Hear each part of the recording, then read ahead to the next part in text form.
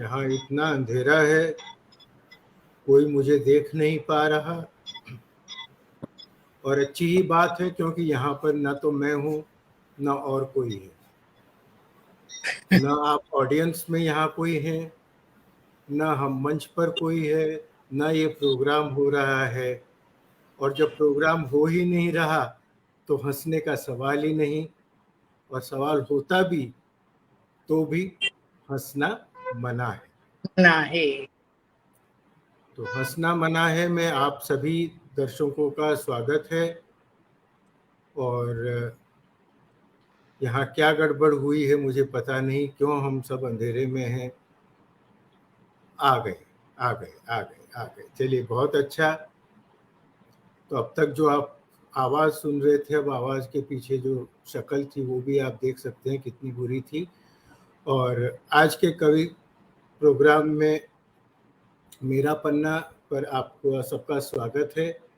आज ये एक हास्य प्रोग्राम, हास्य कविताओं का प्रोग्राम प्रियांशु जी हमारे लिए लेकर आई हैं। हम इसमें 10 कवि हैं, पर किसी किसी की कुछ तकलीफ़ें हैं तो शायद सब न जुड़ पाए न जुड़ पाए, पता नहीं। जो भी हैं, हम जैसे जैसे कवि आएंगे हम आपको उनसे परिचय करवाते जाएंगे और सबको कविता के लिए एक एक करके बुलाएंगे। सबसे पहले हमारे साथ में यहाँ पर हैं गरिमा सूदन कपूर जी, जो कि बहरीन से आई हैं। हम इनके साथ में अपनी कविता पाठ का कार्यक्रम शुरू करते हैं। आइए गरिमा जी। इस मंच मैडम जी, मेरी आवाज आ रही है? जी सर, आराम से आ रही है। बढ़िया बढ़िया।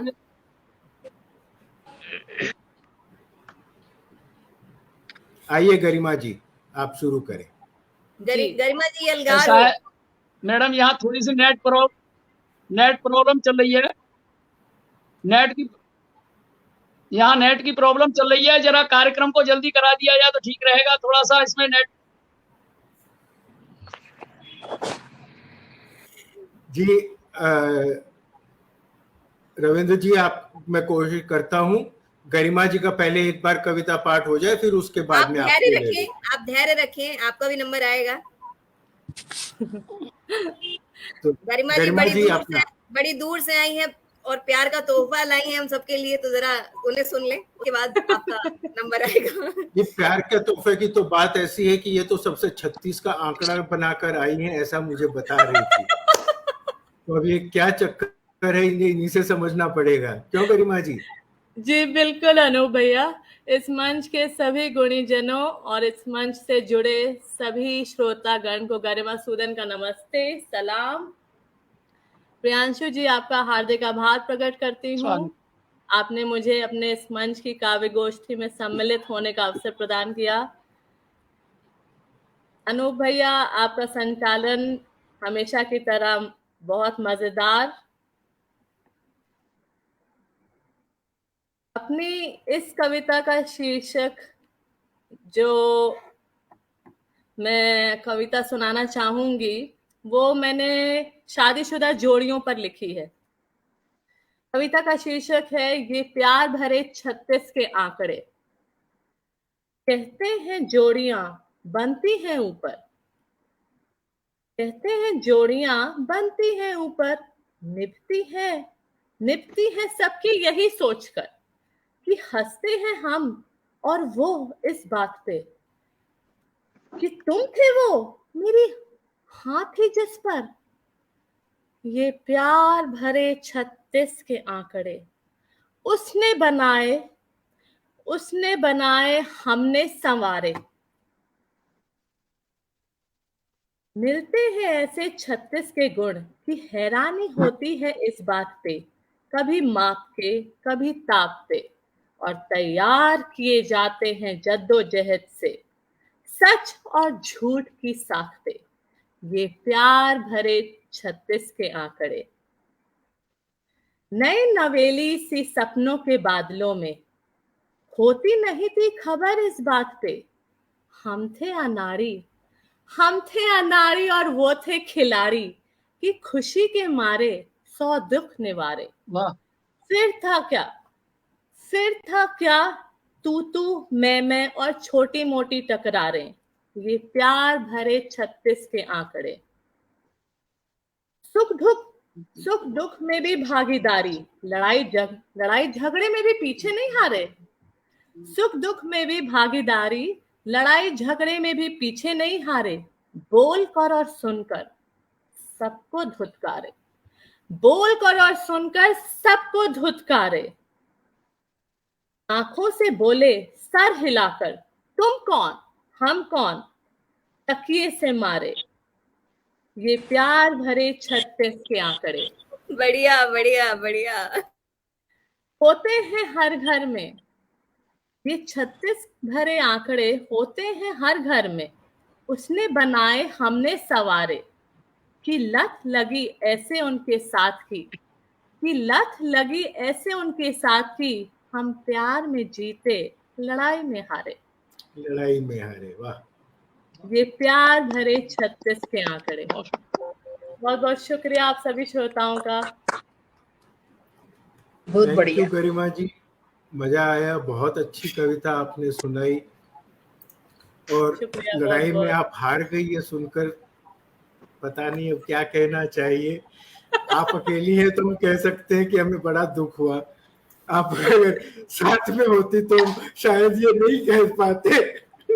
हम समझ गए। चलिए, आपकी सहानुभूति के लिए बहुत बहुत शुक्रिया। और गरिमा जी के बाद में हमने पहले प्रोग्राम सोचा था कि कविराज जी को बुलाएंगे, पर अभी रविंद्र जी को यहाँ पर कुछ तकनीकी तकलीफें आ रही हैं, तो कविराज जी आपकी आज्ञा लेकर पहले मैं रविंद्र पाल सिंह जी जो मथुरा से आए हैं इन्हें बुला लेता हूँ, ताकि अगर इनके नेटवर्क में कुछ इशू आए तो उसके पहले हम कविता सुनकर। जी बिल्कुल। तो मैं रविंद्र जी से निवेदन करूंगी कि वो हमें अपनी कविता बिल्कुल भी नहीं सुनाए। जी। और रविंद्र जी हैं, उन्होंने जो कविता भी जो है वो बढ़िया है। अब मैं ज्यादा नहीं बोलूंगा, यमराज के वाहन के क्या बोलते हैं श्रीमती जी के ऊपर है, तो मैं ज्यादा कुछ तो नहीं कह सकता हूँ। बढ़िया बढ़िया बढ़िया, स्वागत है। आइए रविंद्र जी, आपका स्वागत है।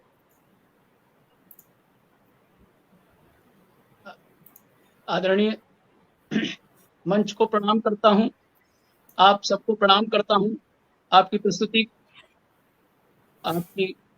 उपस्थिति को प्रणाम करता हूं, और आप लोगों ने मुझे इस मंच पर इस आप का पाठ करने के लिए आमंत्रित किया। मैं उसका तहे दिल से आपका शुक्रिया अदा करता हूं। एक मुक्तक से आपसे जुड़ने का प्रयास कर रहा हूं कि महफिल को वाह वाह से उठाना आप सब, मैं काबे के रूं आप मुस्कुराना आप सब। कविता की पंक्तियां कोई जो दिल को छू जाए, तब जोरदार तालियां बजाना आप सब। एक बार साथियों 1 मिनट की भूमिका मैं बनाना चाहता हूं, क्योंकि हास्य का कवि सम्मेलन है और हास्य में 1 मिनट की भूमिका मैं बनाना चाहता हूं आपके सामने। एक बार मैं और मेरी पत्नी दोनों नुमाइश देखने के लिए गए, और वहां पर हमने नुमाइश के अंदर एक सिनेमा हॉल लगा हुआ था, उसमें एक पिक्चर देखी, चल रही थी, उसका नाम नगीना। तो हमने नगीना फिल्म को देखा, तो उसको देख करके मेरी पत्नी का क्या उसकी प्रतिक्रिया हुई, उसको मैंने शब्दों के माध्यम से बांधने का प्रयास किया है। मेरी आवाज आ रही हो तो कृपया मुझे सूचित करें। जी आ रही है साहब, आ रही है सर, एकदम टनाटन आ रही है, आप कंटिन्यू रखिए। बहुत बहुत बहुत बहुत आभार आपका। और मैं सीधे सीधे कविता से जुड़ रहा हूं कि पत्नी का कहना है, देखिए, कि नुमाइश देखने गई थी एक बार तब, टाकीज में लगी थी नगीना देख आई मैं, और मैंने कहा प्रियसी यह श्रीदेवी हीरोइन, मैंने कहा प्रिय यह श्रीदेवी हीरोइन, बनी इच्छा धारिन है तब समझाई मैंने मन में किया विचार ये थी बेवकूफ, मौका नहीं मिला मुझे मन पछताई मैं होती तो इच्छा धारिन भैंस बन जाती और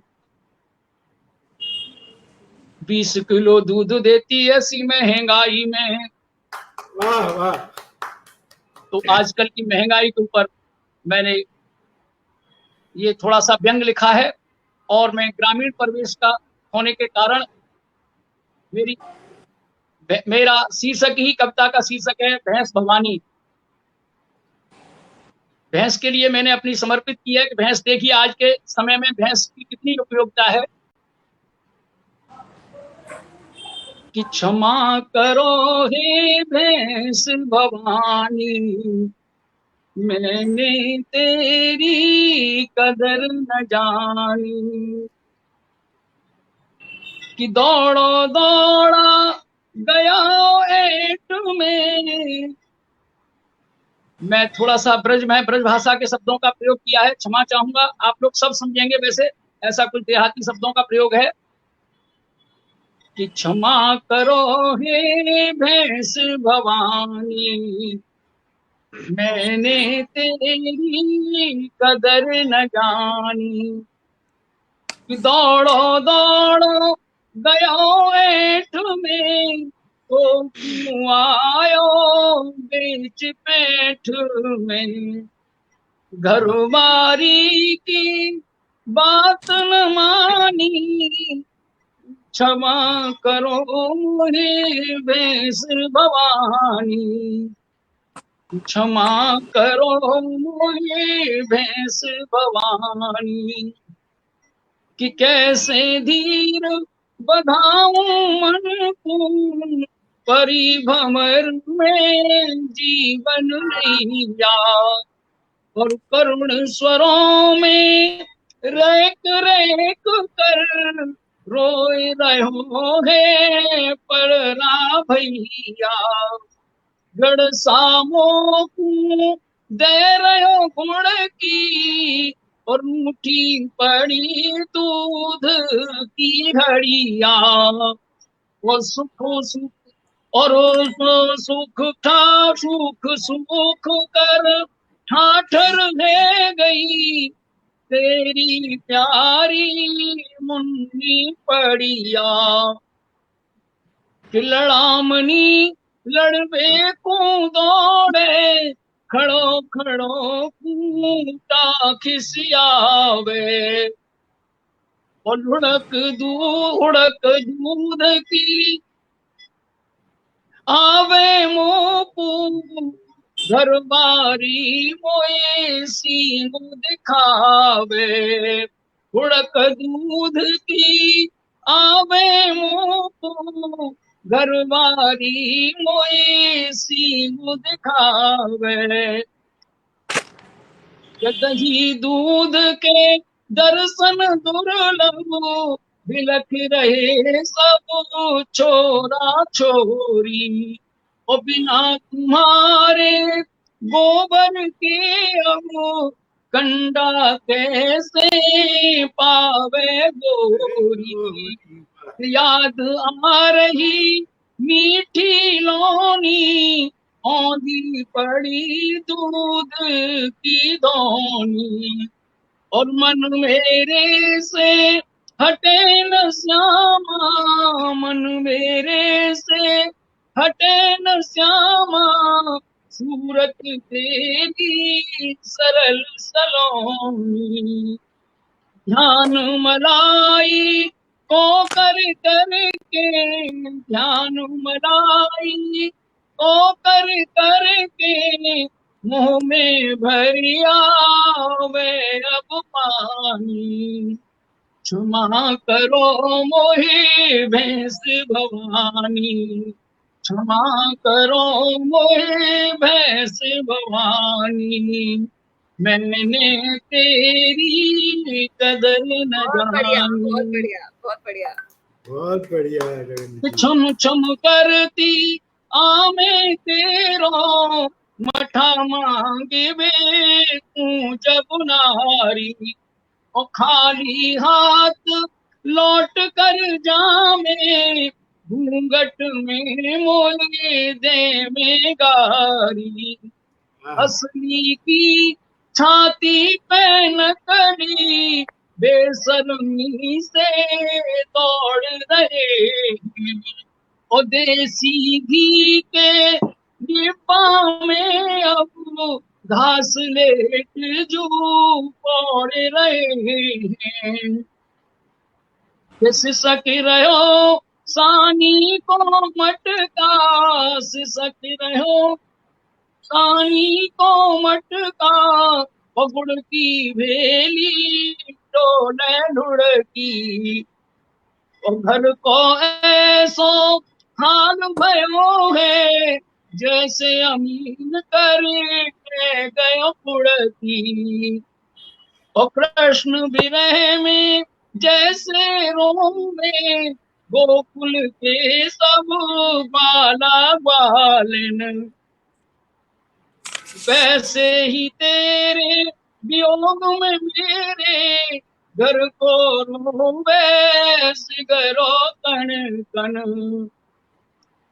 कि लग के तयो चिमटा, देखिए क्या क्या रो रहा है उसके वियोग में, कि तयो चिमटा चक्रा बेलन, चौका चक्की चूलो रोवे, ओ चपटा घल्ला लल्ली लल्ला, घरबारी को दूल्हा रोवे, घरबारी को दूल्हा रोवे, तेरी बिरह व्यथा में सुखी, सूख गयो पोखर को पानी, क्षमा करो मोहे भैंस भवानी, क्षमा करो मोहे भैंस भवानी, मैंने तेरी कदर न जानी,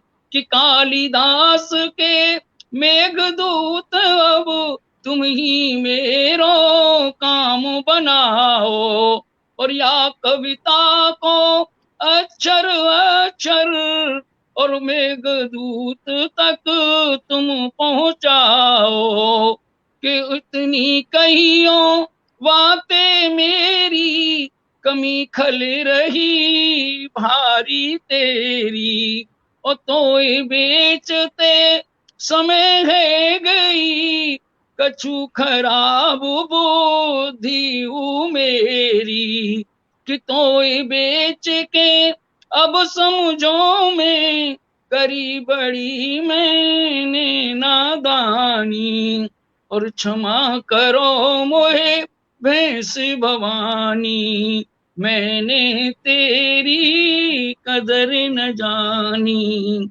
मैंने तेरी कदर न जानी। बहुत बहुत धन्यवाद आप सभी का, आपने धैर्य के साथ मेरी कविता का रसास्वादन किया। बहुत बहुत आभार आपका, मंच का, सभी लोगों का धन्यवाद। आपका भी साधारण बहुत प्रणाम बहुत करते हुए अपनी आभार, बात को विराम देता हूँ। धन्यवाद रसिक जी। और आपने जो हमारी भैंस मौसी के ऊपर जो इतनी बढ़िया कविता सुनाई है, शायद ही किसी ने इस तरह से इतने प्यार से लिखा होगा गोपाल प्रसाद जी के बाद से, कि उनकी कविता याद आती है कि बाबूजी की डबल भैंस मेरे कुटिया में घुस आई, तो उसके बाद से मेरे ख्याल से भैंसिया मौसी पर आप ही ने कविता लिखी होगी। धन्य है, बहुत बढ़िया रसिक जी।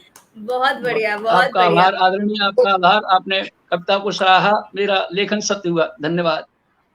बहुत बढ़िया। और अभी रविंद्र पाल जी के बाद में हम अब वापस अपने पहले के जो निर्धारित लाइन थी उस पर आते हैं, और मैं आमंत्रित करता हूं कविराज यदुवंशी जी को, जो कि बनारस उत्तर प्रदेश से हैं, और ये अपनी एक 12वीं के प्रेमिका के बारे में हमको बताने वाले हैं कि उनके साथ में चलिए हम ज्यादा कुछ नहीं बोलते, इन्हीं को बोलने देते हैं।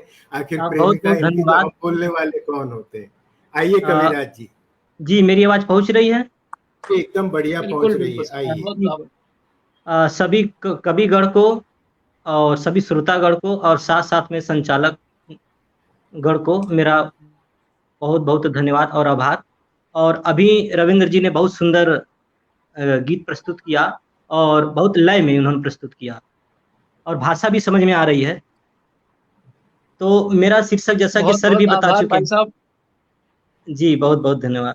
और मेरा जो है अनोखी प्रेमिका, शीर्षक का नाम है अनोखी प्रेमिका। इसके पहले मैं थोड़ा सा टॉपिक स्वागत पर है बात कर लूं। स्वागत। हंसना मना है या हंसना? तो जो हास्य कवि होते हैं वो बहुत टैलेंटेड होते हैं। यदि आप टैलेंटेड नहीं होंगे तो हंसा ही नहीं पाएंगे। इसलिए सभी हास्य कवियों को बहुत बहुत बधाई इस बात का कि वे टैलेंटेड हैं। और अनोखी प्रेमिका शीर्षक है और एक किशोरावस्था का प्यार है। जब उम्र यौवन की दहलीज पर कदम रखता है तो वो अपने प्रेम की तलाश में हो जाता है। और चूंकि दोस्त लोग अपना अपना बताते हैं, अपनी प्रेमिका के बारे में बताते हैं, तो इसमें जो कैरेक्टर है उसको आप मुझे ही मान लीजिए। आपको समझने में आसानी होगी और मुझे समझाने में। तो अब सब लोग बताते हैं, तो इसमें मैं पिछड़ रहा था। रूप रंग आकृति आकार में उतना अच्छा न होने के कारण कॉन्फिडेंस भी डाउन था।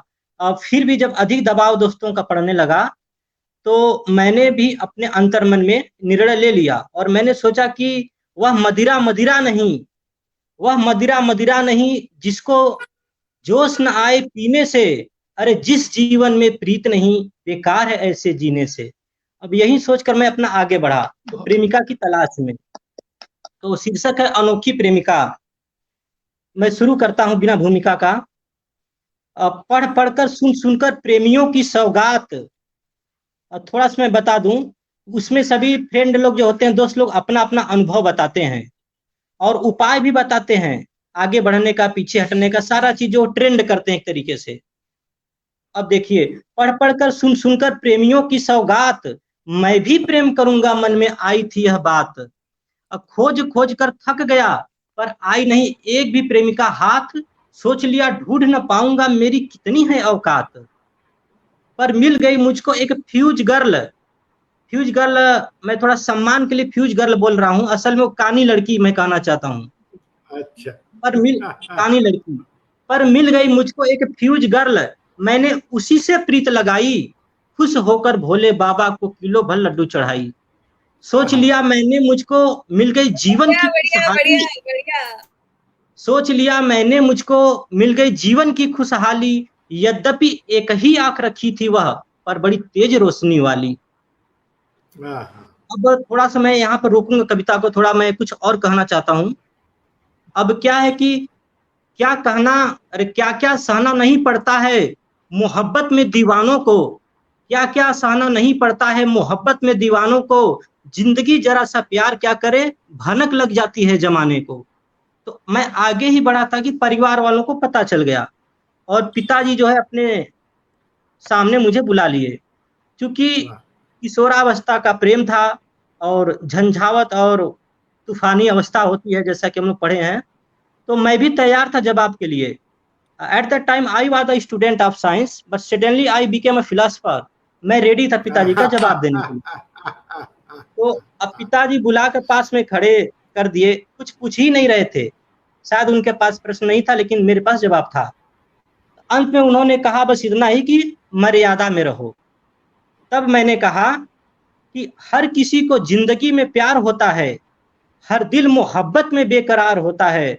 अरे टूट जाता है मर्यादा का हर बंधन जब तीर जिगर के पार होता है, जब तीर जिगर के पार होता है। बढ़िया बढ़िया। और बहुत बढ़िया।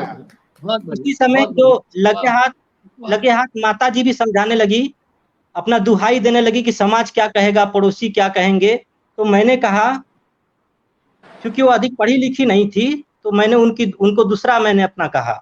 मैंने कहा कि अखिया हो तो प्यार होइबे करी, अखिया हो तो प्यार होइबे करी, तो अखिया हो तो चार होइबे करी, अखिया हो तो चार होइबे करी। चाहत हव त इजहार होइबे करी, केहू के बुरा मनले से का होला, जब जिंदगी हो तो प्यार होइबे करी। वाह, फिर उसके बाद बहुत परिवार से मेरी आर पार की लड़ाई हो गई।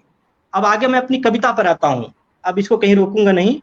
पढ़ पढ़ कर सुन सुनकर प्रेमियों की सौगात, मैं भी प्रेम करूंगा मन में आई थी यह बात।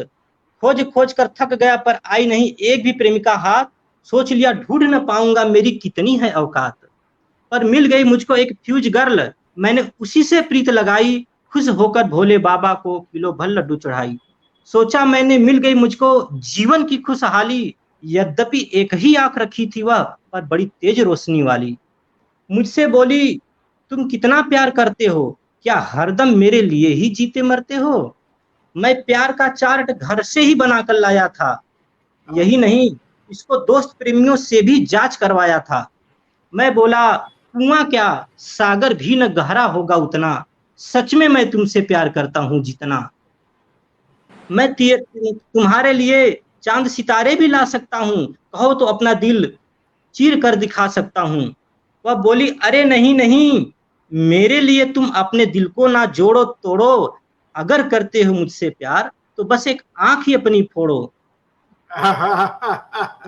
सुनकर कांप गया मैं, सुनकर कांप गया मैं, गुम हो गई प्यार की सारी खुमानी उमंग।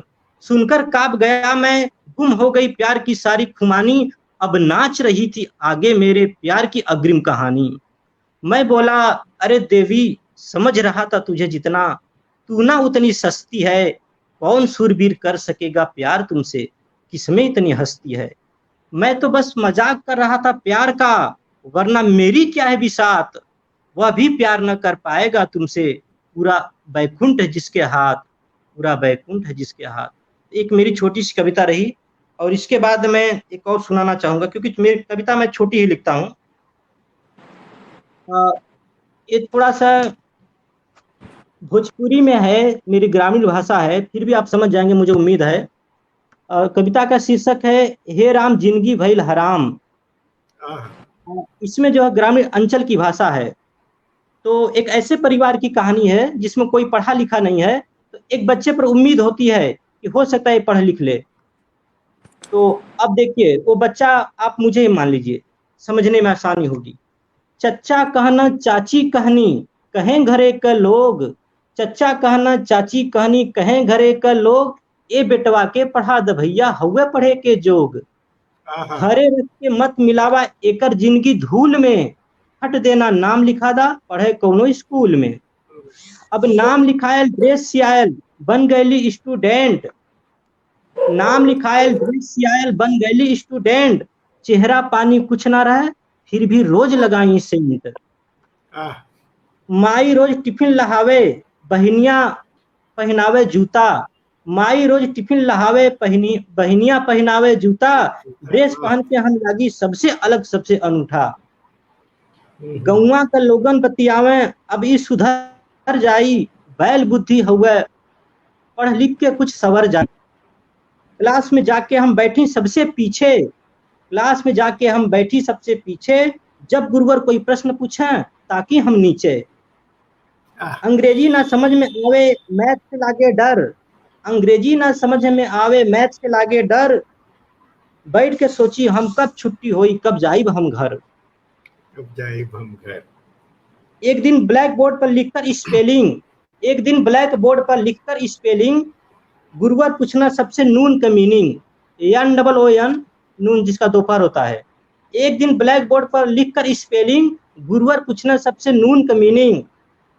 सुन के आंख में हमरे आ गई एकदम से चमक, सुन के आंख में हमरे आ गई एकदम से चमक, कहली हे गुरुवर नून का मतलब नमक। वाह। स्कूल में हो गईली फेमस, स्कूल में हो गईली फेमस, देख देख सब मुस्काए, स्कूल में हो गईली फेमस, देख देख सब मुस्काए, फिर छोड़ देली हम पढ़ाई अपमान सहल न जाए। तंग आके बाबू बियाह कर देहलन, लड़की मिलल 10 पास, मोर एजुकेटेड देन मी। तंग आके बाबू बियाह कर देहलन, लड़की मिलल 10 पास, पढ़ी लिखी दुल्हनिया पर टिकल सबकर आस।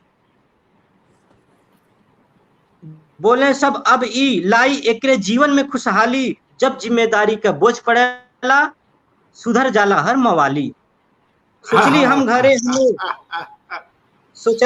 घरे हमरे मोम का गुड़िया आइल, सोचली हम घरे हमरे मोम का गुड़िया आइल, का पता हमके की आफत के पुड़िया आइल।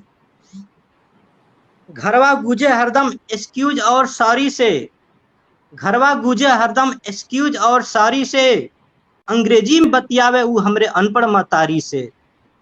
लास्ट बहनिया बता देलस ओकरा हमरी नून वाली केस, बहनिया बता देलस ओकरा हमरी नून वाली केस, मारे ताना हरदम मुरझाइल रहेला हमरी फेस। लागत बा ई जन्मवा बीत जाई सुन के ओकर जहरीला ताना, लागत बा ई जन्मवा बीत जाई सुन के ओकर जहरीला ताना, कबहू सिर उठा के चल न पाई अब ई मस्त डगर का मस्ताना, कबहू सिर उठा के चल न पाई ई मस्त डगर का मस्ताना। वाह। अब एक छोटा सा दूसरा है, 4 लाइन ही बस है। कविराज जी हमारे समय 4 लाइन, चलिए जल्दी से अपने कर लेते हैं, चाहिए। अब इसमें बस मैं जल्दी से बिना भूमिका का मैं बता रहा हूं कि एक लड़की कल तो हद पार कर गई, एक लड़की कल तो हद पार कर गई, पलक झपकते ही वही जहार कर गई। जब मेरी बारी आई यूं प्यार जताने की, चप्पल मार मुझे शेर से सियार कर गई। मैं अवाक होकर उसे बस यूं देखता रहा, आखिर गलती क्या है मेरी सोचता रहा। लव यू टू वाले होठ से गिर रहा था खून, लव यू मैंने बोला था लव यू टू, तो लव यू टू वाले होठ से गिर रहा था खून, बदहवास में होकर बस उसे मैं पूछता रहा। उससे कहा मैं सीधा साधा भोला, मत सोचो तुम मुझको मन डोला, पहले तुमने ही आई लव यू था बोला, तब जाकर मैंने था अपना मुंह खोला। बोली यूं ही बस नकल कर रही थी, बोली यूं ही बस नकल कर रही थी, कैसे सोच लिया असल कर रही थी, मुझे इलू बोलना है किसी और को, तुझ पर तो बस रिहर्सल कर रही थी, तुझ पर तो बस रिहर्सल कर रही थी। बस मेरा फिनिश हो गया। एक शेर है कि हमारी मोहब्बत का कुछ यूं पतन हो गया, इस शेर के साथ मैं अपना समाप्त करता हूँ।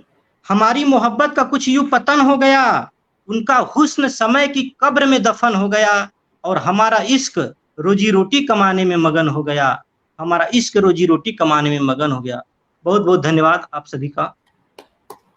धन्यवाद कविराज जी, बहुत मजा आया, आपकी बहुत बढ़िया कविता, और खास करके जो उसमें देसी जो लहजा था, जो उसमें जो तड़का देसी आपने दिया है, सच में बहुत मजा आया। बहुत बढ़िया, बहुत बढ़िया, बहुत बढ़िया। और हमारे साथ बहुत सारे लोग जुड़े हुए हैं, मंजू चौहान जी हैं, अमित सिन्हा जी हैं, दीप सक्सेना दीप्ति जी जुड़ी हुई हैं, शुभांशु सक्सेना जी जुड़े हैं, राजवीर सिंह जी हैं, और इसके अलावा भी हमारे साथ बहुत सारे लोग जुड़े हैं, उन सभी का बहुत बहुत धन्यवाद। और ये आप आर्यन की आवाज सुन रहे हैं, आर्यन भी आप सभी को धन्यवाद कह रहे हैं। तो अब मैं अनूप सर से कहूंगी कि वो आगे कंटिन्यू करें, और पुष्पा जाने के। जी हाँ, अगला हमारे कवित्री हैं इस के क्रम में आगे हम चलते हैं। तब डॉक्टर पुष्पा जैन, ये इंदौर से हैं, इंदौर मध्य प्रदेश से, और ये अब एक लव लेटर के बारे में बता रही हैं। अब ये किसने लिखा और किसे लिखा ये मैं नहीं पूछूंगा, ये तो इन्हीं से सुनना पड़ेगा। आइए पुष्पा जी। प्रियांशु जी का आभार, जिन्होंने मुझे इस मंच पर बोलने का अवसर दिया। संचालन आपका बहुत ही उम्दा अनूप जी। इस मंच पर उपस्थित सभी साहित्यकारों का अभिनंदन, वंदन। मेरी हास्य कविता का शीर्षक है बनिया पति का लव लेटर। भारी घरवाली फूलन देवी को मारो 1 किलो प्यार। आगे समाचार यो है कि जब से तू अपने भतीजे महंगाई लाल की शादी में गई है, तब से थारी याद मारो तो 100 मिलीलीटर खून घटी गयो। थारे से शादी करके मारो तो दिवालिया ही निकल गयो। शादी के बाद सारा वजन बढ़ गया, पर मारी तो तिजोरी हल्की हो गई। मैं थारे को कितनी बार समझायो कि असली घी मत खाया कर, पर तेने तो पूरा कनस्तर ही खाली कर दियो। अरे इतनी फुजूल करती तो सरकार भी नहीं करे है। थारे प्रेम में तो मारो घाटा ही घाटा रियो है, नफा तो कोई है ही नहीं। थारे मिलावटी प्यार की कसम जब से तू गई है, मारे को आटे दाल का भाव मालूम पड़ गयो है। होटल में खानो इतना महंगा हो गयो है कि दाम पूछकर ही मारी तो भूखी मरी जाए। अगर थारे प्रेम के बही खाते में मारो नाम रहम की पूंजी लिखी हो तो अब और खर्चो मत करियो। भतीजी के शादी में लेन देन करते समय होशियारी से काम लीजो। लेन तो करियो पर देन मत करियो। लेन तो करियो पर देन मत करियो। और हाँ, पिछले टाइम थारे बाप ने मारे से 100 रुपए उधार लिए थे तो सूद समेत वसूल कर लीजो। आगे क्या लिखूं? थारे बिना मारे मन को गोदाम खाली पड़ियो है। थारे बिना मन को गोदाम खाली पड़ियो है। मारी प्यारी शक्कर की बोरी थारे इंतजार में मक्खिया गिनता थारो पति बनिया पति। आप सभी ने मुझे सुना, आप सभी का आभार, धन्यवाद। बहुत सुंदर। जो आपने नई सोच उसमें लगता ही है।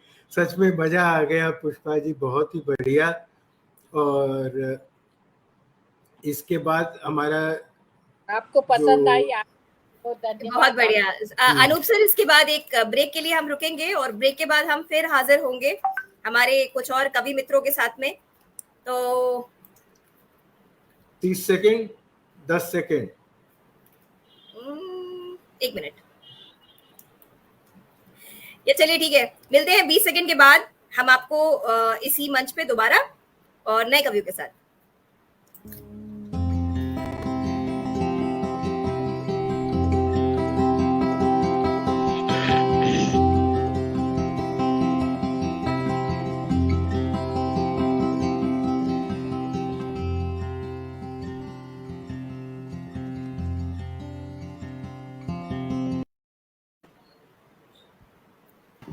तो हंसना मना है में एक बार फिर से आपका स्वागत है और हमारे साथ जुड़े हैं अनूप सर जो बॉलीवुड से हैं और आर्यन सर जो कि गाजियाबाद से हैं। उनकी प्रेजेंस तो इम्पोर्टेंट है ना, हर जगह होना चाहिए। जी बिल्कुल। और आशुतोष जी हैं यहाँ पर और साथ में हैं हरकिरत प्रा जी तो हैं ही हैं। सर पहले मैं आशुतोष जी को आमंत्रित करता हूँ। आशुतोष जी श्रीवास्तव जो दादरी उत्तर प्रदेश से हैं, उनको निवेदन करता हूँ कि वो अपनी कुछ कविताएं हमें सुनाएं। आशुतोष जी। नमस्कार सभी को। मेरी आवाज पहुंच रही होगी सबको? जी सरकार। सबसे पहले तो मैं मेरा पन्ना फेसबुक पटल को धन्यवाद ज्ञापित कर रहा हूँ कि इन्होंने मौका दिया मुझे पढ़ने के लिए। और अनूप सर आप बहुत अच्छा संचालन कर रहे हैं, आपको कोटि कोटि आभार।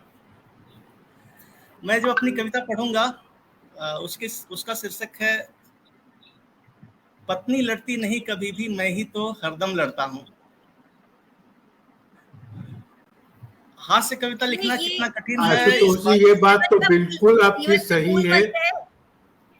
ये गुरु मंत्र है, इसे कभी मत भूलना, गांठ बांध कर रखिए। हाँ मैं यही कहने वाली थी, ये जो है ये मूल मंत्र है। ये मूल मंत्र है। अगर आदमी को अपनी गलती का एहसास हो जाए, तो किस्सा ही खत्म हो जाएगा। नहीं मैं बोल रहा हूँ कि हास्य कविता लिखना आसान नहीं है, क्योंकि आप देखेंगे बड़े बड़े हास्य कवि जो है मंचों पे चुटकुले सुना के चले जाते हैं और गनीमत है यहाँ पे सभी लोग कविता सुना रहे हैं, तो एक बहुत बड़ी बात है। तो सुनिएगा। हाँ। गलती मेरी ही तो हरदम, इसीलिए शायद डरता हूँ। पत्नी लड़ती नहीं कभी भी, मैं ही तो हरदम लड़ता हूँ।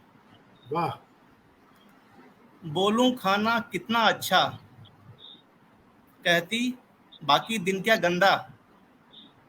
बोलूं खाना कितना अच्छा, कहती बाकी दिन क्या गंदा।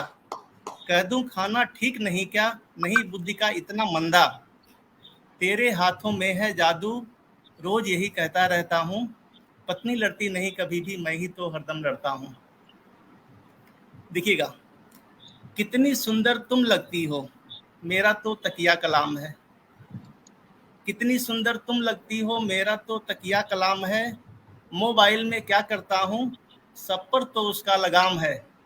बढ़िया उसको बढ़िया सुंदर बढ़िया। गोरी कहकर, उसको सुंदर गोरी कहकर मैं अड़ियल खुद को कहता हूँ। पत्नी लड़ती नहीं कभी भी, मैं ही तो हरदम लड़ता हूँ।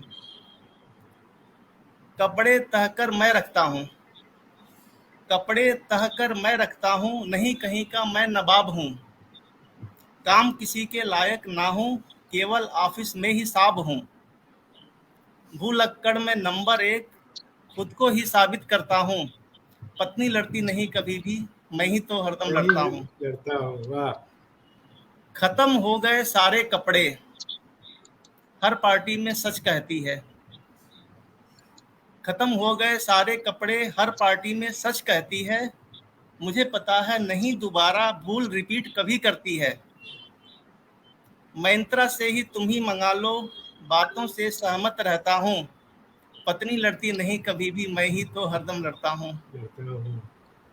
आए दिन सरदर्द हो रहा, आए दिन सरदर्द हो रहा, घुटने भी जवाब दे गए। उसकी चंचलता ही कारण विटामिन कैल्शियम कह रहे। समय से लो तुम रोज दवाई, पानी लाकर मैं कहता हूँ।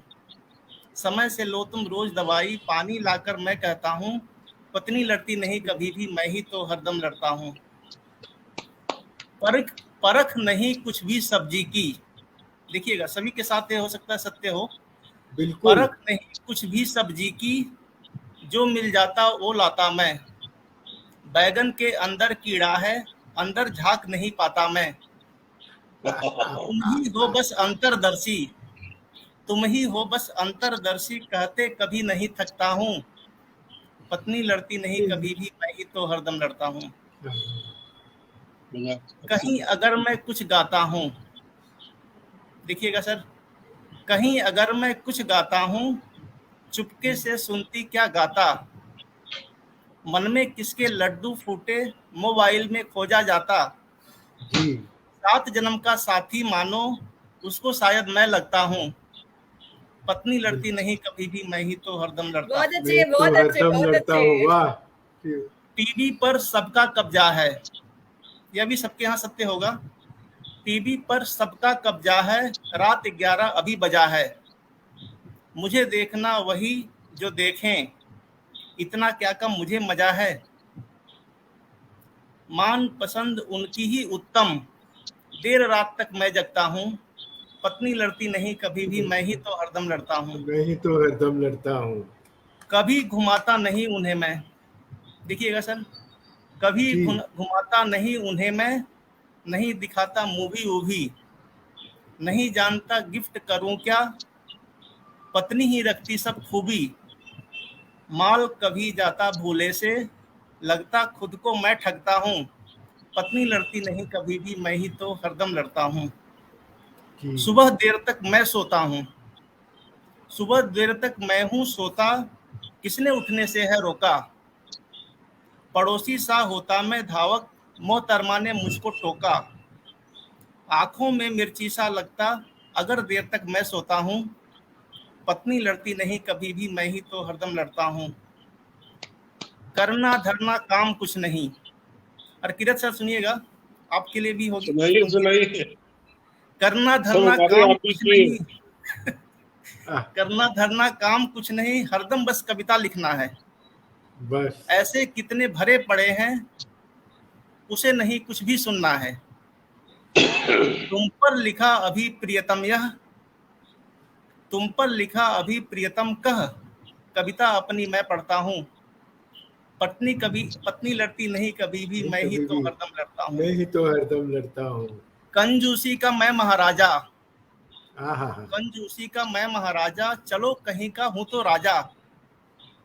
स्वर्ण आभूषण की जिद होती, बोनस मिला नहीं जब ज्यादा।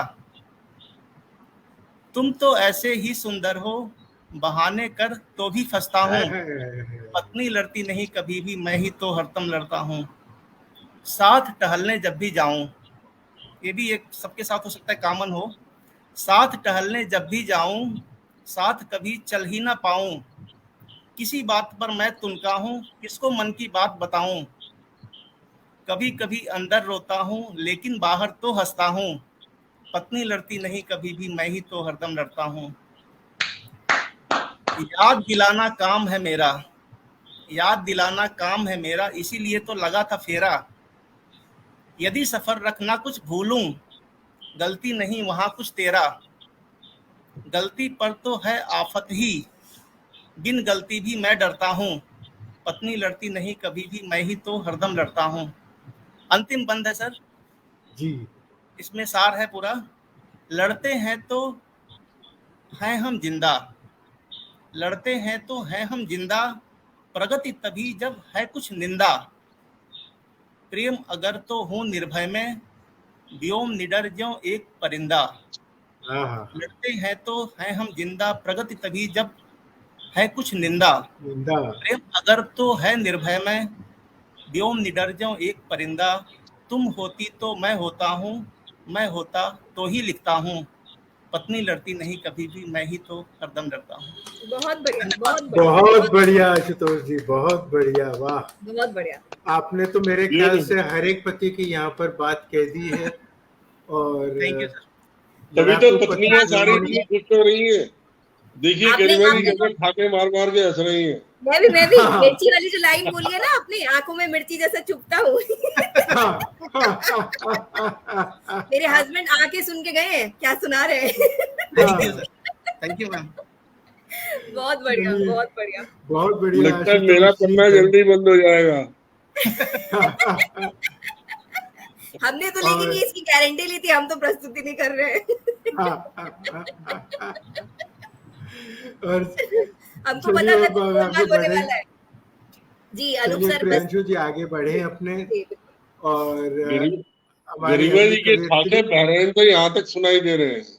जी बिल्कुल एकदम।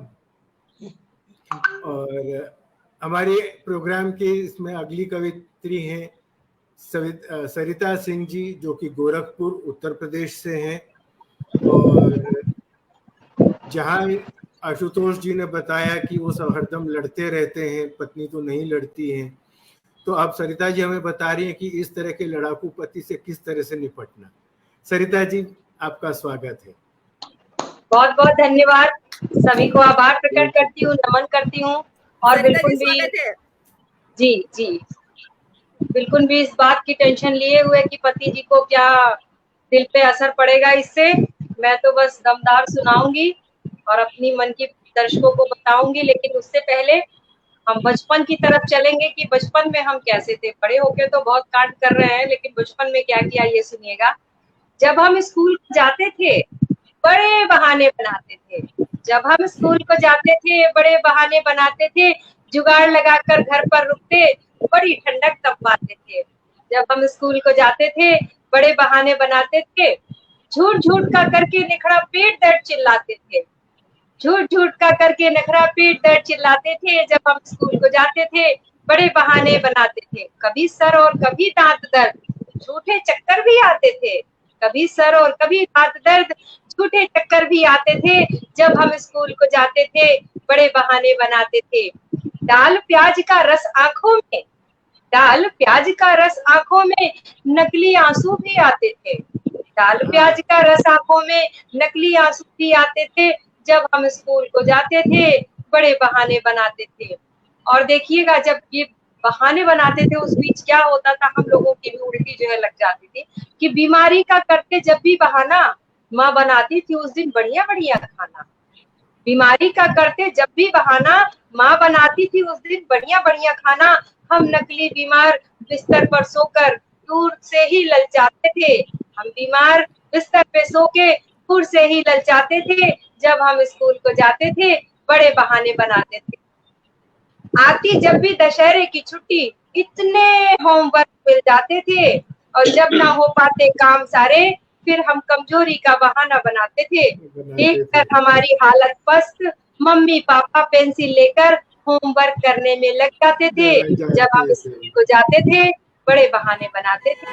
जब हम स्कूल को जाते थे, बड़े बहाने बनाते थे। और एक बार एक घटना हुई, देखिएगा, ये सच्ची घटना पे एक खास कविता लिखने की कोशिश की है कि जब हम बच्चे थे, चित्रकला में कच्चे थे, परीक्षा में मोर बनाने आया, मोर को जैसे तैसे बनाया, पर पंख न बना पाए। जब मास्टर ने कॉपी जांचा, बड़े तेज से मुझको डांटा। बोला था मोर बनाना, तो मैं क्या बोली, सुनिएगा कि जी मास्टर साहब, ये तो मोर ही है, पर अपने पंख नहीं दिखा रहा है, आपसे शर्मा रहा है और पंख को छुपा रहा है। मास्टर साहब बोले, मोर नाचता तो है, शुक्रिया, मोर नाचता तो है, तो मोर नाचता है तब पंख दिखाता है, तो मोर को नचाओ और पंख को दिखाओ। तो हम भी तपाक से बोले, अरे मास्टर जी बारिश तो लाओ, अरे मास्टर जी बारिश तो लाओ। मास्टर की कॉपी पे लेकर झट से बादल बना दिए, लो हो गई बारिश, बेटा अब अपने मोर को नचाओ। तो हमने कहा, मास्टर जी देखो मोर तो नाच रहा है। मास्टर जी बोले, जरा हमें भी तो दिखाओ। बोले, अरे बच्ची तो है, आपसे शर्मा रहा है। तो बस ऐसे ही हमारी चित्रकला जो है गुजरी। तो ये चित्रकला हम घर में पतियों के साथ कैसे करते हैं, देखिएगा कि पत्नियों को क्या क्या करना चाहिए। कविता के माध्यम से कहती हूँ, भाई कोई पति यहाँ पर हो तो नाराज ना हो, हम दिल की बातें औरतें तो कही जाती हैं। डिमांड सारी पति को बताना चाहिए, डिमांड सारी पति को बताना चाहिए, जो ना माने तो घुड़की लगाना चाहिए, जो ना माने तो घुड़की लगाना चाहिए, और सर पे चमकी तेल करके ठंडा करना चाहिए। पाँव कभी कभी पति के दबाना चाहिए, पाँव कभी कभी पति के दबाना चाहिए। घर पड़ोसन से साहब जो ज्यादा बतियाएं, कभी कभी पड़ोसन से ज्यादा चक्कर चल जाते हैं। भाभी जी तो बड़ा अच्छा खाना बनाती है, भाभी जी के हाथ की कॉफी तो बड़ी अच्छी है। तो घर पड़ोसन से साहब जो ज्यादा बतियाएं, हंस के बेलन सर पे घुमाना चाहिए, बेलन सर पे घुमाना चाहिए, जो न माने तो गुड़की लगाना चाहिए। वो करे अगर नजरअंदाज आपको जरा सा, वो करे नजरअंदाज जो चिंता ना कीजिए, मायके वालों को फोन तब लगाना चाहिए, मायके वालों को फोन तब लगाना चाहिए, और ससुराल का सब हाल बताना चाहिए। जो न माने तो गुड़की लगाना चाहिए, जो न माने तो गुड़की लगाना चाहिए। और जब नजर आए पतिदेव मोबाइल में व्यस्त, जब पतिदेव नजर आए मोबाइल में बस, हाथ बटुओं पे जरा सा लगाना चाहिए, हाथ बटुए पे जरा सा लगाना चाहिए। लाल गुस्से में साहब जब भी, लाल हो गुस्से में साहब जो कभी, तो पका के पूरी पकवान उनको खिलाना चाहिए। पेट से दिल का रिश्ता होता है, इसलिए पका के पूरी पकवान उनको खिलाना चाहिए। पति करते हैं सरिता बड़ा मनुहार, पति करते हैं सरिता बड़ा मनुहार, सज धज के कभी कभी रिझाना चाहिए, सज धज के कभी कभी रिझाना चाहिए। बहुत बहुत शुक्रिया, धन्यवाद आपको। बहुत बढ़िया सरिता जी, बहुत बढ़िया, बहुत बढ़िया, वाह। जितनी तारीफ की जाए उतनी कम है। और मैं देख रहा था कि जैसे जैसे आप बोल रही थी कि वो सर पे बेलन की बात, तब हरकिरत जी का चेहरा मैंने देखा, वो बोले कि घुमा लो बेलन, मेरा क्या बिगाड़ लोगे, है हरकिरत जी? बिल्कुल, हमारा तो परमानेंट हेल्मेट रहता ही है। हाँ, तो आशुतोष जी बेचारे डर गए थे, उनके पास में उस तरह का कोई बचाव का उपाय नहीं था। पर हरकिरत जी एकदम शेर आदमी, और अब उन्हीं को बुलाता हूँ आगे फिर से अपने कविता पाठ के लिए। हरकिरत जी, हरकिरत सिंह ढींगरा साहब। आशुतोष जी तो एक अच्छी आदमी, क्योंकि वो कवि हैं तो ज्यादा बोल नहीं पाते हैं, तो इसीलिए ने कहा कि पति तो चुप रहता है, लेकिन हमारे घर में पति कुछ ज्यादा ही बोलते हैं, तो थोड़ा गुड़की लगाना पड़ता है। कोई कहीं पे बोल लेता है, कोई कहीं पे बोल लेता है, बराबर। यही बैलेंसिंग है, यही बैलेंसिंग है। जिसका जहां मौका लगता है वहीं चौका छक्के लगा देता है। अगर दोनों पहिए चलते चले गए तो फिर रुकेगी नहीं ना गाड़ी, एक रुका रहेगा एक चलता रहेगा तो बैलेंस रहेगा। बिल्कुल। आइए हरकिरत सिंह जी ग्रेटर नोएडा से, और इन्होंने बताया था, एक तो भुट्टे की सौगात के बोल रहे थे, फिर पकौड़ी खिलाने की बोल रहे थे, फिर बीच में इन्होंने कोविड पर कुछ लगा दिया। तो अब ये क्या सुनाएंगे ये तो ये जानते हैं, पर जो भी सुनाएंगे मुझे पूरा विश्वास है कि एकदम स्वादिष्ट और मजेदार सुनाएंगे। आइए हरकिरत जी, आपका स्वागत है। आपका बहुत बहुत धन्यवाद अनूप जी, प्रियंका जी। आप तो अनूप जी बहुत बढ़िया संचालन कर रहे हैं, और एक्चुअली मैंने कहा तो कुछ और था सुनाऊंगा, लेकिन कुछ ऐसा हो गया कि मैंने उस पर कविता लिख दी। तो सबसे पहले मैं दो बातें बोलूंगा कि एक बार सास बहू में हुई अनोखी बात, बात बात में इसी की कट गई सारी रात, खटोला यहीं बिछेगा। सास और बहू में बहस छिड़ी, सारी रात कट गई, लेकिन एंड में दोनों का वही रहा, खटोला यहीं बिछेगा। तो ये बड़ी पुराना हमारे बचपन में हम सुना करते थे, तो उसको मैंने यहाँ रिपीट किया है।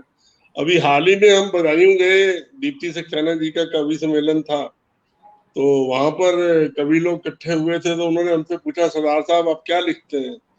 तो हमने हास्यवाद, आशावादी हैं, हास्यवादी हैं, छायावादी हैं। तो हमको तो ये सब मालूम नहीं था, पहला कवि सम्मेलन था, कवियों का साथ था, तो पहला बाउंसर पड़ा हमको।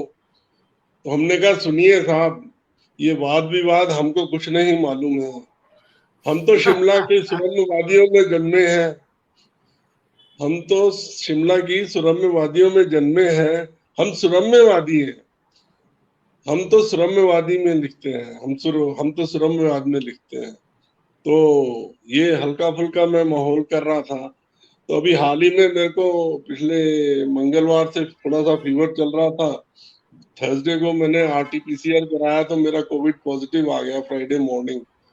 तो तब से हम नजरबंद हैं, तो उस नजरबंदी में मैंने एक कविता लिख डाली, तो वो कविता मैं आप लोगों के साथ शेयर करता हूँ, उम्मीद करता हूँ कि आपको पसंद आएगी। इसके अलावा भी 3-4 कविताएं मेरे पास हैं, तो अनूप जी से रिक्वेस्ट करूंगी एक और के लिए मेरे को जरूर मौका दीजिएगा।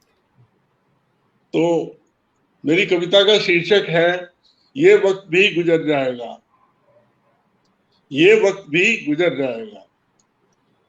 बड़ी पुरानी कहावत है ये, अकबर बीरबल के टाइम की कहावत है। इसी पर मैंने एक कविता लिखी है। कोविड ने जब से मुझे घेरा है, कोविड ने मुझे जब से घेरा है, बीपी, ऑक्सीमीटर और थर्मामीटर का मेरे आसपास डेरा है। बीपी, ऑक्सीमीटर और थर्मामीटर का मेरे आसपास डेरा है। कोविड महाराज के खौफ का मने भी बेरा है। सब कहते हैं अगला एक हफ्ता ऐसे ही मेरा बसेरा है। सब कहते हैं अगला एक हफ्ता ऐसे ही मेरा बसेरा है। घर के एक कमरे में अब मैं नजरबंद हूं, फिर भी कह रहे हैं सभी को, फिर भी कह रहे हैं सभी की, इन दिनों मैं स्वच्छंद हूं, इन दिनों मैं स्वच्छंद हूं। काश ये सच होता, कमरे में बंद रहने का मतलब किसी को पता चलता, जिससे बीती है वही जान सकता है ये। फिर भी कह रहे हैं सभी की, इन दिनों मैं स्वच्छंद हूं, इन दिनों मैं स्वच्छंद हूं। आगे सुनिए। मानो टूट पड़ी है मुझ पर मुसीबत बड़ी कितनी, मानो टूट पड़ी है मुझ पर मुसीबत बड़ी कितनी। आश्वासन, मशवरे, पाबंदियां, हिदायतें हैं इतनी, हर तरफ से आ रहे हैं, ये करना, ये नहीं करना, वो करना, वो नहीं करना, ये खाना, ये पीना। तो आश्वासन, मशवरे, पाबंदियां, हिदायतें हैं इतनी, महाराजा पटियाला की थी पत्नियां जितनी। बढ़िया बढ़िया बढ़िया। आश्वासन, मशवरे, पाबंदियां, हिदायतें हैं इतनी, महाराजा पटियाला की थी पत्नियां जितनी। कहते हैं कि 365 थी। What a lucky man he was, what a brave man he was. Covid के खाने पर तो नहीं हिदायतें इतनी, कोविड में खाने पर तो नहीं है हिदायतें इतनी, विभिन्न पेय तरल पदार्थ पीने की खुली छूट है। लिक्विड डाइट कुछ भी ली जा सकती है। विभिन्न पेय तरल पदार्थ पीने की खुली छूट है। जो मैं सच में पीना चाहूं, जो मैं सच में पीना चाहूं, उसका नहीं कोई रूट है, उसका कोई रास्ता नहीं है, उसका नहीं कोई रूट है। सॉरी। बार मेरा बाहर है, मैं अपने कमरे में बंदी हूँ। बार मेरा बाहर है, मैं अपने कमरे में बंदी हूँ। आप समझ रहे हैं ना? आप समझ रहे हैं ना अनूप जी? पीना क्या मैं चाहूं, अब और मैं क्या कहूं, इससे ज्यादा खुलकर अब क्या मैं बताऊं, इससे ज्यादा खुलकर अब क्या मैं बताऊं। लंच में भी मिले हैं मुझको, आज फिर बताऊं। बताऊं मतलब बैंगन, पंजाबी में बताऊं बोलते हैं उसको। अच्छा। इससे ज्यादा खुलकर अब क्या मैं बताऊं, लंच में भी मिले हैं मुझको, आज फिर बताऊं। कोविड का एक ही फायदा हुआ है मेरे भाया, मैं 4 दिन से नहीं नहाया। मैं 4 दिन से नहीं नहाया। कोविड का एक ही हुआ है फायदा मेरे भाया, मैं 4 दिन से नहीं नहाया।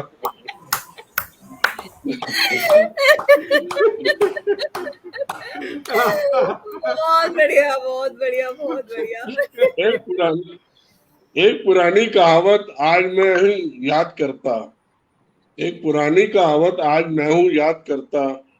मेरा क्या है फंडा कोविड तू आ, तुझे मैं हूँ बताता।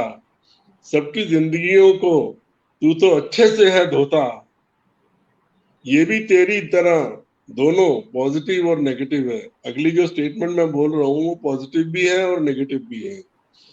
सबकी जिंदगियों को तू तो अच्छे से है धोता, ये भी तेरी तरह दोनों पॉजिटिव और नेगेटिव होता।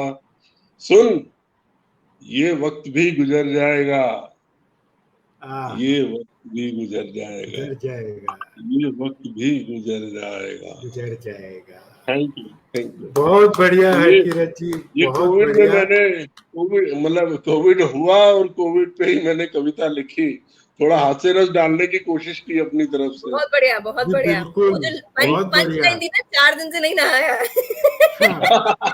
और ये हमसे कह रहे थे कि सटक के 10 जन हम लोग बैठ जाएंगे साथ में, एक तो कोविड नहाए नहीं ऊपर से, और फिर बोलते साथ में बैठेंगे। ये तो अच्छा हुआ प्रियांशु जी ने मेरी रिक्वेस्ट को नहीं माना। सही बात है, सही बात है। क्या मैं अभी परफ्यूम लगा के आया हूँ तो मैं अच्छा फील कर रहा हूँ। हम सबको इतना मजा आ रहा है कि भले हमारा समय पूरा हो गया, पर हम थोड़ा दर्शकों से विनती करेंगे कि आप बने रहें। हम थोड़ा इसको और लंबाना चाहते हैं और इतना मजा आ रहा है तो एक काम जी, एक कविता और। हाँ हरकिरत जी, एक कविता आपकी पेंडिंग है, आप कंटिन्यू कीजिए।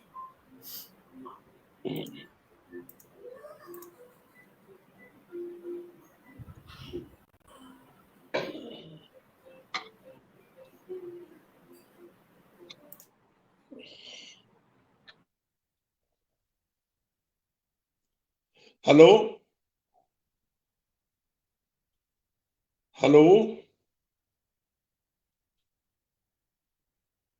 आवाज नहीं आ रही आपकी? आवाज हमको आपकी सुनाई दे रही है, आप शुरू करिए। तो मैं शुरू करूं? अच्छा, आपने दूसरा चांस मेरे को दिया है तो 1 मिनट लूंगा मैं।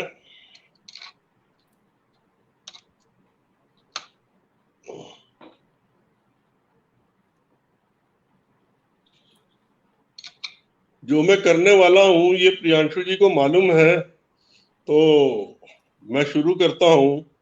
जी।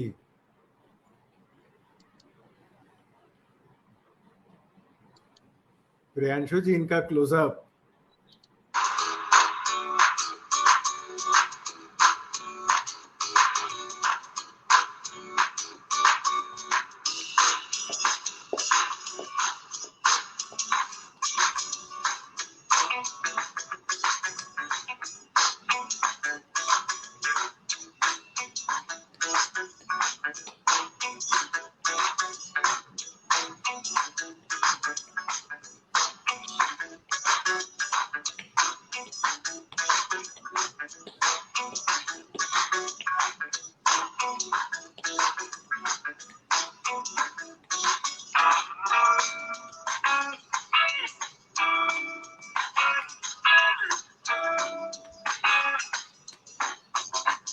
Tequila,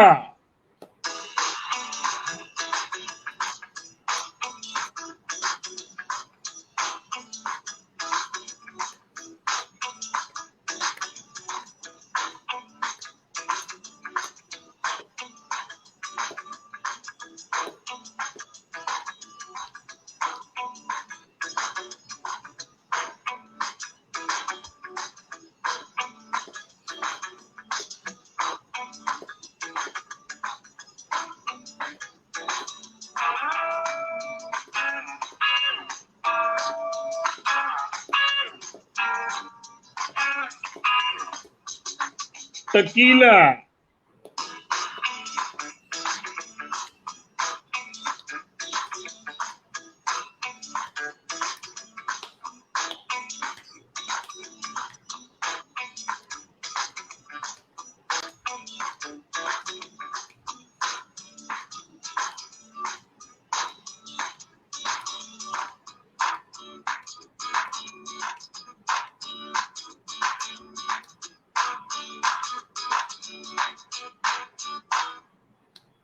tequila.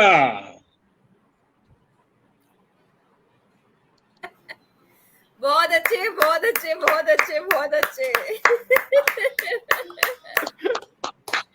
Thank you, thank you, thank you, thank you ji, Kiran ji. मुझे अब समझ में आ रहा है कि आपने मुझे क्यों कहा कि आपने प्रियांशु से परमिशन ले ली है, पर मुझे नहीं बताएंगे कि क्या करने वाले।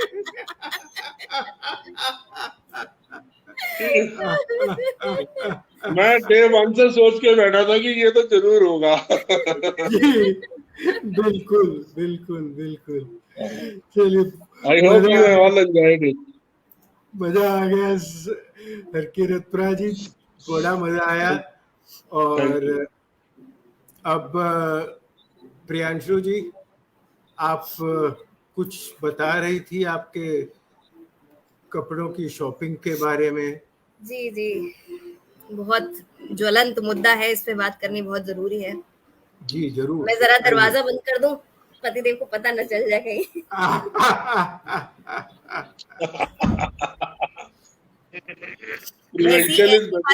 ऐसी बातें टॉप सीक्रेट होती हैं।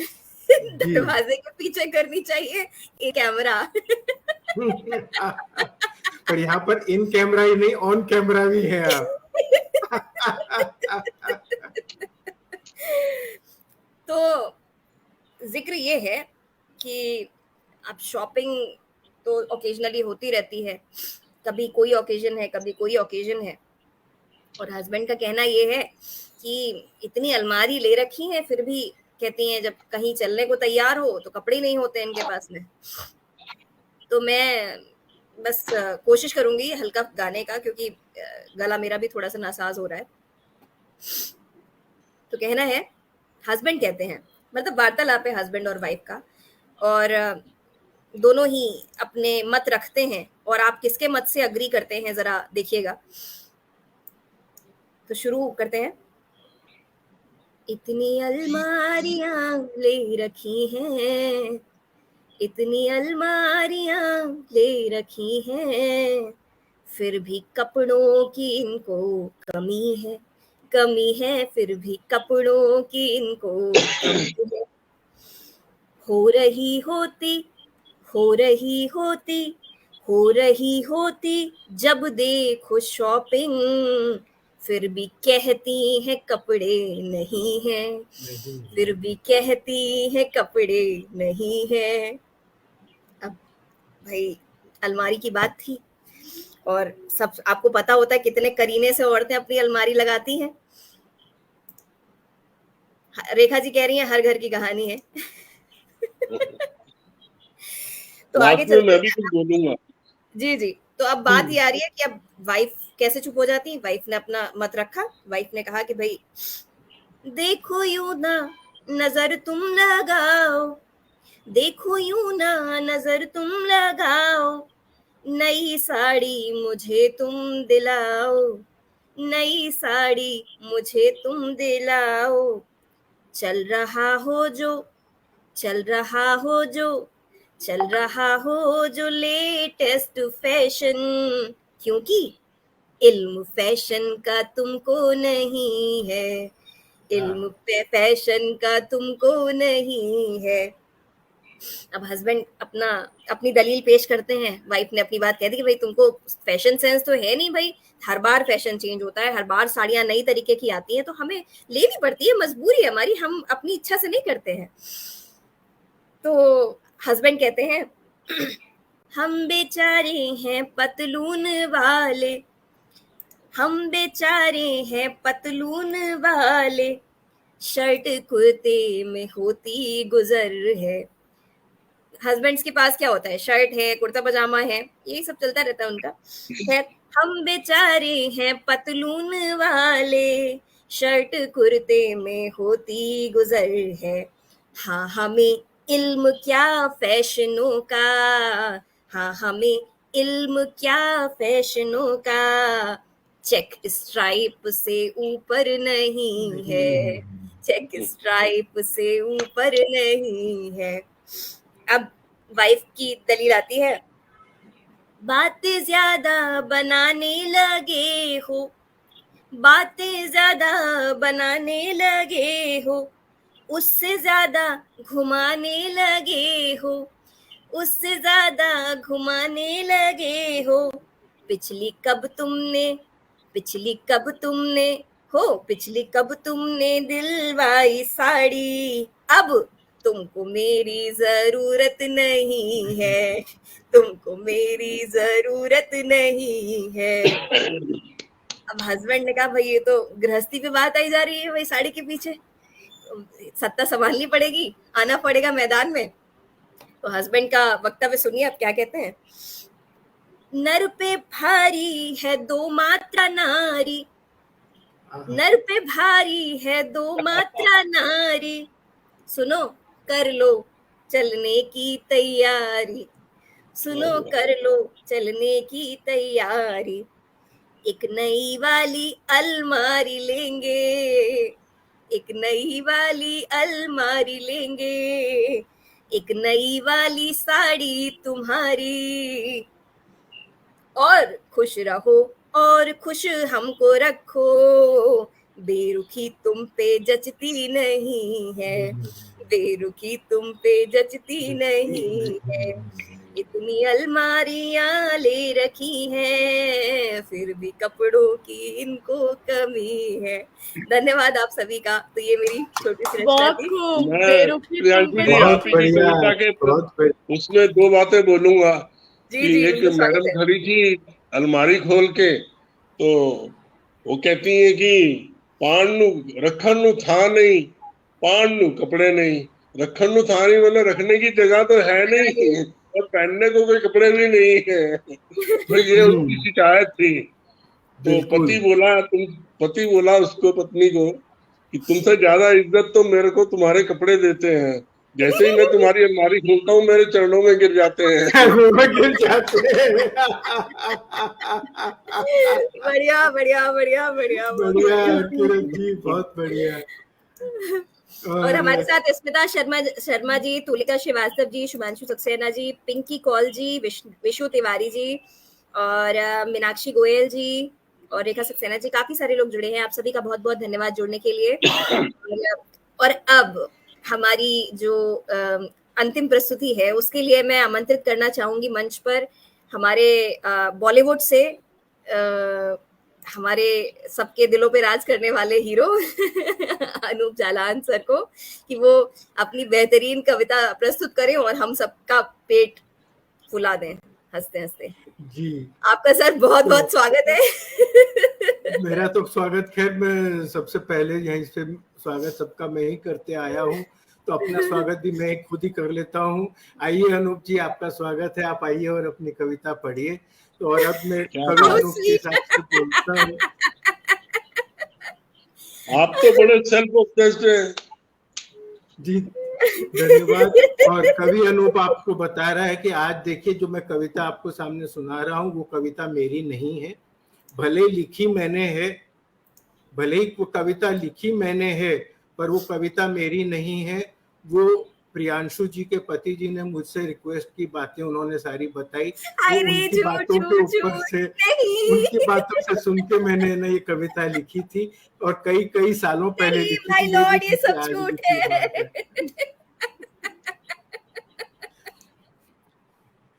और ये तो देखिए आप बोल रही हैं झूठ है, पर जो भी मुझे जानते हैं सब मानते हैं इस बात को कि मैं झूठ कभी नहीं बोलता। सिर्फ जिंदगी में एक ही झूठ बोला है, वो ये कि मैं झूठ नहीं बोलता। तो जो अक्षत जी ने हमें आदेश दिया उसके हिसाब से ये कविता आपको बता रहा हूँ। मैथिली शरण गुप्त की यशोधरा कविता की पैरोडी है, आप समझते हैं, सब ज्ञानी हैं यहाँ। स्वागत है, स्वागत है, स्वागत है। प्रिय तुम शॉपिंग गई नहीं अचरज की बात, प्रिय तुम शॉपिंग गई नहीं अचरज की बात, पर चोरी चोरी गई यही बड़ा व्याघात, पर चोरी चोरी गई यही बड़ा व्याघात। प्रिय तुम मुझसे कहकर जाती, कहो तो क्या मुझको तुम अपनी पथ बाधा ही पाती। प्रिय तुम मुझसे कहकर जाती, कहो तो क्या मुझको तुम अपनी पथ बाधा ही पाती। स्वयं सुसज्जित होकर क्षण में, स्वयं सुसज्जित होकर क्षण में, देख के सुंदर मुख दर्पण में, चल दी तुम किसी सेल के रण में वीरांगना के भांति। स्वयं सुसज्जित होकर क्षण में, देख के सुंदर मुख दर्पण में, चल दी तुम किसी सेल के रण में वीरांगना के भांति। प्रिय तुम मुझसे कहकर जाती, कारण नहीं समझ में आता कहकर जाती तो क्या जाता, कारण नहीं समझ में आता कहकर जाती तो क्या जाता। मेरे लिए भी उसी मॉल से एक आध शर्ट ले आती, मेरे लिए भी उसी मॉल से एक आध शर्ट ले आती। प्रिय तुम मुझसे कहकर जाती, शर्ट यदि मन न भाता, शर्ट यदि मन न भाता, शर्ट यदि मेरे मन न भाता, भला कौन प्रलय हो जाता। शर्ट यदि मेरे मन न भाता, भला कौन प्रलय हो जाता। सदा पहनता वही आया हूँ जो तुम मुझे दिलाती। प्रिय तुम मुझसे कहकर जाती, प्रिय तुम मुझसे कहकर जाती। बहुत सही, अक्षय जी को बुला लेते हो। और यदि वह फिट ना आता, देखिए ये 2-3 एक्सक्यूज रहते हैं हरदम कि आपको पसंद आए ना आए, आपको फिट आए ना आए, तो ये खास वो 2-3 बातों के ऊपर ही बातें हर बार फिरती हैं। और यदि वह फिट ना आता तो भी कुछ बिगड़ ना जाता, और यदि वह फिट ना आता तो भी कुछ बिगड़ ना जाता। फिर कभी उसे बदला लाती, यूं ही आती जाती, यूं ही आती जाती। प्रिय तुम मुझसे कहकर जाती, प्रिय तुम मुझसे कहकर जाती। थैंक यू जी प्रियांशु जी। और दर्शकों के लिए बता दूं, ये कविता मैंने 5 साल पहले लिखी थी। प्रियांशु जी से तो ये मुलाकात पिछले 1 साल में हुई है, और इनके पति जी से तो अब तक हुई ही नहीं है। आर्यन बाबू से जरूर हमने 2-3 बार इसी तरह से पटल पर मिले हैं। तो ये कविताएं बहुत बढ़िया, उनकी तरफ से है, आप इतना समझ लीजिए, भले उनके शब्द नहीं है तो भी। थैंक यू प्रियांशु जी। बहुत बढ़िया। मेरा ब्रदर है जुड़ा मुंबई से ही सर, वो लिख रहा है कि अक्षय जीजा जी के कहते हैं, प्रिया तुम मुझसे कह के जाती। अरे हाँ, प्रिया और प्रिया यहाँ पे तो वर्ड भी मिलते, ध्यान में नहीं आया, नहीं तो मैं तो इसमें प्रिया के बदले प्रिया कर ही देता था वहीं पर। चलिए, बहुत बढ़िया रहा ओवरऑल आज का कार्यक्रम। तो आज का सच में बहुत अच्छा रहा। आप सभी कवियों ने बहुत मजेदार कविताएं सुनाई हैं, और सबका तहे दिल से शुक्रगुजार है, सबको शुक्रिया है। और प्रियांशु जी का भी शुक्रिया कि इतना पटल हमें सबको प्रदान किया, हम सबको यहाँ पर बुलाया, हमको सबको मौका मिला। और आप जितने भी यहाँ पर सदस्य हमसे जुड़े हुए हैं, श्रोतागण हमें देख रहे हैं, हम से अब तक हमारी कविताएं सुनते आए हैं, हमारी सराहना करते आए हैं, आप सबका भी बहुत बहुत शुक्रिया। और समय हमारा थोड़ा अधिक हो गया।